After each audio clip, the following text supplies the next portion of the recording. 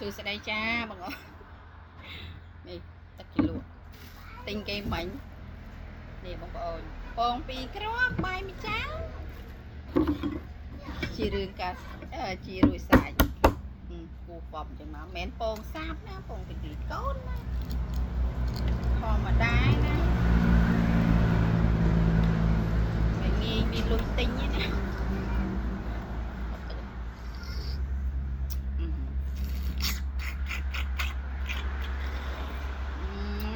chia sang hai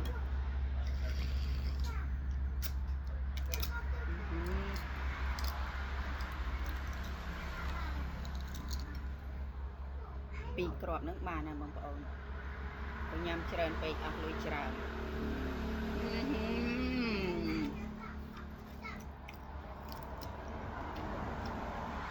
cái thêm chi mà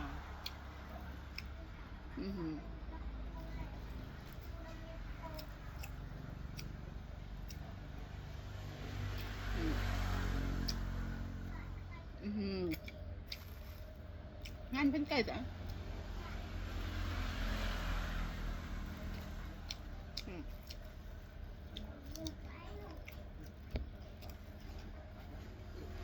cầu xí màu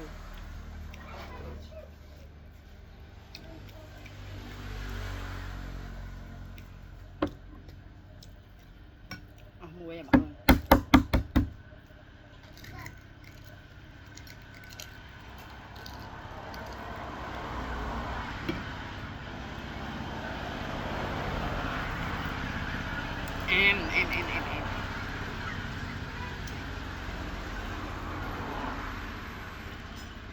em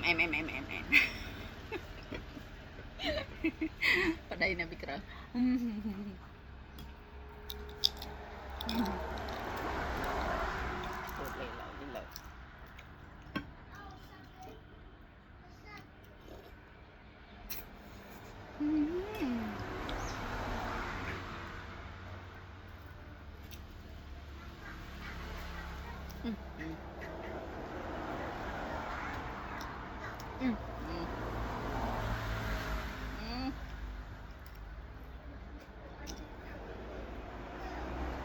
ham nhầm được nhau mất nhầm được nhau nên là lắng từ cá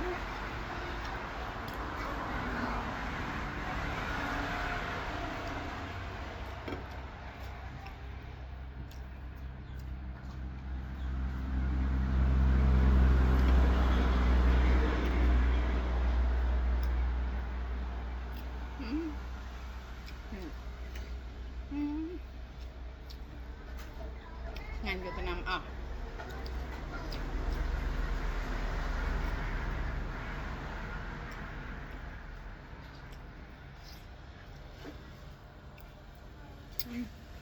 này cho xí không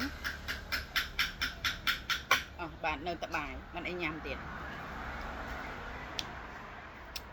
ai bái không ai nhầm ấy